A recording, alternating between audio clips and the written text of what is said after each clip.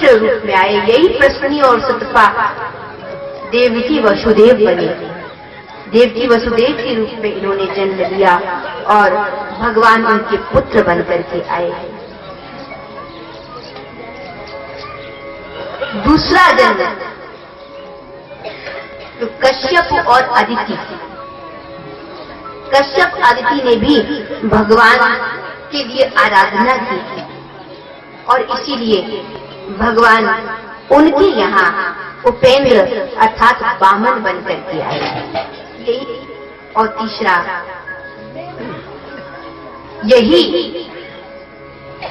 आगे चलकर वसुदेव और देवकी हुए तो कृष्ण बनकर के भगवान आए। ये कुछ जन्मों की गाथा है, यानी ये वसुदेव देवकी ही है जिनके यहाँ वामन आए, जिनके यहाँ प्रश्नी गर्भ आए और जिनके यहाँ स्वयं श्री कृष्ण आए। अर्थात प्रश्नी और सुतपा के यहाँ भगवान ने जिस रूप में जन्म लिया वो भगवान का स्वरूप था प्रश्नी गर्भ स्वरूप। और वही जब कश्यप और अदिति बने तो भगवान ने उपेंद्र रूप अर्थात वामन रूप धारण किया। और वही जब वसुदेव और देवकी बने तो भगवान कृष्ण बनकर के आए। यहाँ प्रभु ने कहा पुत्र भाव में पाने के लिए, पुत्र रूप में पाने के लिए आपने मेरी आराधना की है, इसलिए आपके अंदर निरंतर ब्रह्म भाव भी मौजूद रहेगा और पुत्र भाव भी मौजूद रहेगा। और वात्सल्य और प्रेम से और उस वात्सल्य प्रेम के साथ साथ ब्रह्म के चिंतन भाव से भगवान कहते हैं तुम्हें मेरी अर्थात परम पद की प्राप्ति हो जाएगी। तो दोनों भावों को भगवान ने उन्हें प्रदान किया। वो भाव था जैसे एक माता पिता का अपने पुत्र के लिए वात्सल्य स्नेह होता है, वैसे ही भगवान ने कहा वात्सल्य स्नेह का वो भाव भी तुम्हारा कमतर नहीं होगा और उसके साथ साथ निरंतर ब्रह्म भाव अर्थात ब्रह्म चिंतन भी तुम्हारे अंदर जागृत रहेगा। तो भगवान कहते हैं इन दोनों से ही तुम्हें परम पद की प्राप्ति हो जाएगी। इसका तात्पर्य ये है कि भगवान की ब्रह्म रूप में साधना करने के साथ साथ भगवान को भगवान मानने के साथ साथ जब तक जीव भगवान से वात्सल्य का प्रेम का कोई संबंध नहीं जोड़ता तब तक उसको जीवन में पूर्ण पद अर्थात परम पद नहीं मिल सकता। तो हो सकता था प्रश्नी और सुतपा ये कह देते कि हम आपका ब्रह्म भाव में चिंतन करते रहे। वसुदेव देवकी भी कह देते हम आपका ब्रह्म भाव में निरंतर चिंतन करते रहे, पर नहीं, उन्होंने ये भी कहा प्रभु हम आपको अपने बच्ची के रूप में, अपने पुत्र के रूप में, अपनी संतान के रूप में भी देख पाए, ताकि आपसे संबंध निभाने में, एक संबंध बनाने में जो आनंद है, जैसे व्यक्ति के संसार के संबंध होते हैं वैसे ही आपसे भी हमारा एक ऐसा ही संबंध जुड़े। उस संबंध को जीते हुए जब जीव ब्रह्म भाव का चिंतन करता है तभी उसे परम पद मिलता है। अथ सर्व गुणोपेता कालः परम शोभना, अथ सर्व गुणोपेता कालः परम शोभना। भागवत ने कहा कि भगवान का जन्म हुआ वो परम दिव्य समय था, परम शोभन समय था वो। यह वाजन जन्म रक्ष तांत रक्ष ग्रहतारकम। कौन सा समय था? बोले वो संधि काल का समय था। संधि काल का समय कौन सा? बोले जब द्वापर और कलयुग का संधि काल था। द्वापर और कलयुग का जो संधि काल था उसमें भगवान ने अवतरण किया।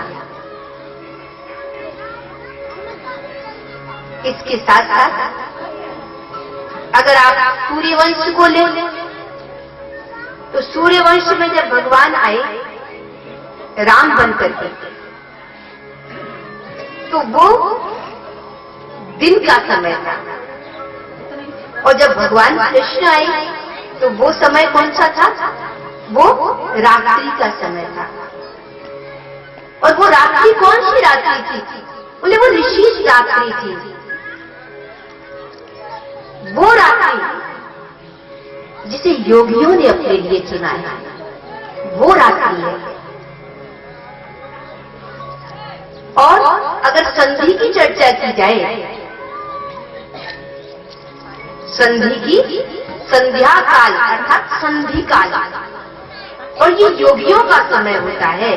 और उस संधि काल में सच में उस संधि काल में विषयों से व्यक्ति मुक्त हो जाना चाहिए। वो विषय काल नहीं है। मैंने पुनः एक बार दोहराना चाहूंगी कि हमारे भारत की संस्कृति में जो त्रिकाल संध्या है, तो जो संधि काल के समय है वो योगी अपनी साधना और आराधना के लिए चुनते थे। संध्या को योगियों ने अपनी साधना और आराधना के लिए चुना है।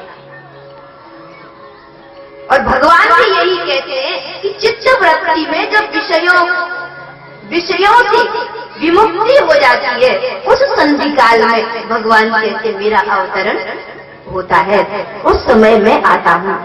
तो ये दो युगों का संधि काल था, रात्रि के दो पहरों का संधि काल था। उस दिव्य समय में भगवान इस धरती पर आए। आज रात्रि के समय प्रभु चित्त वृत्ति जब निर्विषय हो उस संधि काल में, तब उस समय हृदय में हरि आया। तो ऐसे पावन समय में नक्षत्र कौन सा था? बोले रोहिणी नक्षत्र था। और रोहिणी चंद्रमा की पत्नियों में सर्वश्रेष्ठ है। रोहिणी नक्षत्र जो है वो चंद्रमा की पत्नियों में रोहिणी है, और ये सर्वश्रेष्ठ है। ऐसे रोहिणी नक्षत्र को भगवान ने चुना, और उस रोहिणी नक्षत्र में, और उसके साथ साथ बोले अष्टमी को भगवान आए। बोले 7 रात्रियां उधर हैं और 7 रात्रियां इधर है, क्योंकि अष्टमी जो है वो बीच में है। एक पक्ष जो होता है ना, एक पक्ष की जो संधि तिथि है कही जाए अगर, तो वो है अष्टमी तिथि। क्यों? क्योंकि 7 रात्रियां वहां, अष्टमी आई और फिर 7 रात्रियां पूर्णिमा तक यहाँ। तो इस तरीके से ये जो एक पक्ष की भी संधि तिथि कही जाए अगर उसे, वो अष्टमी, और उस समय भगवान ने इस अष्टमी को चुनाव किया है अपने अवतरण के लिए। तो भादो मास के भाद्र कहते हैं, भाद्र कहते कल्याण को, ये कल्याणमय मास है। कल्याण के भाव से और सुंदर दिव्य चित्त वृत्ति जब निर्विषयी हो, ऐसे समय में पावन रोहिणी नक्षत्र में भगवान ने अवतार लिया है कृष्ण के रूप में, वसुदेव और देवकी के गर्भ से। और यही वसुदेव और देवकी कृष्ण को नंद बाबा और यशोदा मैया के पास पहुंचाते हैं। नंद यशोदा भी साधारण नहीं, ये द्रोण और प्रहलाद थे जिन्होंने भी भगवान को पाने के लिए अतिशय तप किया था। और तब उनकी गोद में नंद और यशोदा रूप में भगवान का आगमन हुआ। भगवान का आगमन हुआ तो अगर कहा जाए परमात्मा जब आता है तो आनंद का स्वरूप है वो। जहाँ आनंद मौजूद हो समझना चाहिए, जहाँ आपके हृदय में आनंद आ रहा हो वही हरि है, वही हरि है। आनंद का होना उसके होने का प्रमाण है। तो श्रीमद् भागवत में ये आया कि परमात्मा मिले शुद्ध जीवों को ईश्वर मिलता है। जो शुद्ध है भाव से सिद्ध है। शुद्धि के वैसे कई रूप बताए हैं और हम अपने जीवन में उस शुद्धि को प्राप्त करें। जिसके जीवन में शुद्धि है सारी सिद्धियां उसे सुलभ है। जिसके जीवन में शुद्धि है। शरीर की शुद्धि किससे होती है? शरीर की शुद्धि किससे होती है? हाँ, नहाने से, जल से, स्नान से। शरीर की शुद्धि होती है स्नान से। शरीर को भी तो शुद्ध रखना पड़ता है। रखना पड़ता है कि नहीं रखना पड़ता? शरीर स्वस्थ रहे तो शरीर की शुद्धि के लिए हम मैला ना हो, इसलिए स्नान शरीर को शुद्धि देता है। किसको शुद्धि देता है? शरीर को शुद्धि देता है। प्रक्षालन, प्रक्षालन वस्त्रों को शुद्धि देता है। स्नान तन को शुद्धि देता है, प्रक्षालन वस्त्रों को शुद्धि देता है। और इसके साथ संस्कार गर्भ को शुद्धि देते हैं। संस्कार गर्भ को शुद्धि प्रदान करते हैं। तप इंद्रादि को शुद्धि देता है। तप इंद्र आदि को शुद्धि प्रदान करता है। यज्ञ ब्राह्मण को शुद्धि देता है। यज्ञ ब्राह्मण को शुद्धि देता है और दान धन को शुद्ध करता है। दान धन को शुद्ध करता है और इसके साथ साथ हमारे शास्त्रों ने कहा कि संतोष हमारे मन को शुद्ध करता है। संतोष होता है तो मन शुद्ध होता है। और इसके साथ साथ बोले आत्मा की शुद्धता कैसे मिलेगी? तो कहा आत्मा को आत्मज्ञान शुद्ध करता है। आत्मा तब तक शुद्ध नहीं जब तक आत्मज्ञान पैदा न हो, अर्थात ओढ़ा हुआ ज्ञान व्यक्ति को परमानंद परम तुष्टि नहीं दे सकता। लेकिन जो आत्मज्ञान पैदा होता है वही आत्मा को विशुद्ध कर पाता है। और वो आत्मज्ञान पैदा हो, कैसे पैदा हो? बोले संगति तो करो शास्त्रों की, संगति तो करो पुराणों की, और संगति करने के साथ साथ इनका नित्य निरंतर मनन और चिंतन करने से ही आत्मज्ञान की उपलब्धि होती है। तो आत्मा की शुद्धि के लिए आत्मज्ञान जरूरी है। शुद्धि के ये जो स्वरूप भागवत में बतलाए गए हैं, अर्थात स्नान से तन को शुद्ध करो, संतोष से मन को शुद्ध करो, दान से धन को शुद्ध करो, आत्मज्ञान से आत्मा को शुद्ध करो। शुद्ध हो आत्मा तो उसमें परमात्मा का निवास होता है। यहाँ भागवत जी में यही कहा, ऐसे पावन समय में भगवान का जन्म हुआ, सारे गोकुल में व्रज में आनंद छा गया। भगवान बड़े कृपालु और दयालु हैं।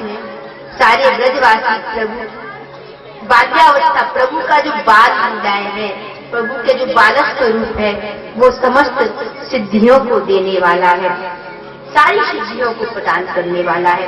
सारे व्रज में गोकुल वासियों को पता चला हमारे नंद यशोदा के लाला भयो है, तो सब एक दूसरे को तिलक करने लगे, आनंद में नृत्य करने लगे, एक दूसरे का स्वागत सम्मान करने लगे।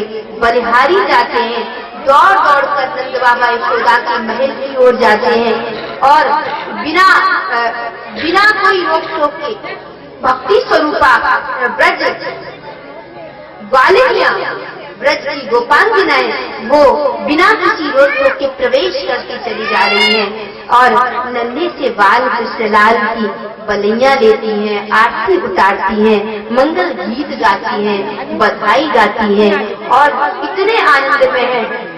यशोदा मैया किसी को रोकती नहीं, किसी को टोकती नहीं। क्यों? क्योंकि वो जानती है कि सुख को बांटने से ही सुख बढ़ता है। जिसने सुख को बांटा है उसके सुख में सदा बढ़ोतरी हुई है। इसलिए यशोदा ने कभी नहीं सोचा कि कृष्ण का दर्शन जो अकेले करें। यशोदा का भाव क्या कि नित्य निरंतर मेरे लाला का दर्शन सबको मिलता रहे। सिर्फ मेरी दो अखियां ही सुभागी न बने, बल्कि सारे ब्रजवासियों की जो नेत्र हैं वो कृष्ण दर्शन से परिपूर्ण हो, आनंदित हो, ऐसा भाव जगता है। सारे ब्रजवासी दान मान सब पा रहे और लुटा रहे। दान मिले, मान मिले, कभी बटोर करके मत रखो। हमारे शास्त्र कहते हैं दान और मान को कभी बटोर करके मत रखो, इन्हें फैलाओ। एक बार महात्मा गांधी जी जा रहे थे, सत्याग्रह चल रहा था। लोग गांधी जी को सेवा के लिए अर्पण करते थे, तो बहुत भीड़ जा रही थी और बहुत भीड़ में गांधी जी के हाथ में एक बूढ़ी मैया ने एक 2 पैसे का सिक्का उनके हाथ में रख दिया और कहा, बापू ये देश के लिए है। मैंने अपने जीवन में जो मैं बचा पाई हूँ वो मैं इस देश के, इस राष्ट्र की सेवा के लिए इस रूप में अर्पित करना चाहती हूँ। तो गांधी जी की हथेली में वो पैसे थे, 2 पैसे। जैसे ही गांधी जी उस भीड़ के रेले में, जहाँ बड़ी धक्का मुक्की सी चल रही थी, अचानक गांधी जी को एक हल्का सा झटका लगा और उनके हाथ से वो 2 पैसे गिर गए। तो गांधी जी उसी समय वो भीड़ जो एक दूसरे के ऊपर चढ़ रही थी, गांधी जी ने जरा सा भी ये ना सोचते हुए कि इस भीड़ में मैं दब जाऊंगा, उन्होंने तुरंत वही झुक गए उस 2 पैसे को उठाने के लिए। जैसे लोगों ने देखा, बापू क्या हुआ, बताया कि ये 2 पैसे वो नीचे गिर गए हैं। अरे बापू, 2 पैसे के लिए इतनी भीड़ आ रही है पीछे, आप गिर जाओगे, चोट लग जाएगी। गांधी जी ने कहा, भले ही गिर जाऊं या चोट लग जाए, लेकिन जिस बूढ़ी माँ ने इतने प्रेम के साथ राष्ट्र सेवा के लिए जो अर्पित किया है उसे मैं व्यर्थ नहीं जाने दूंगा।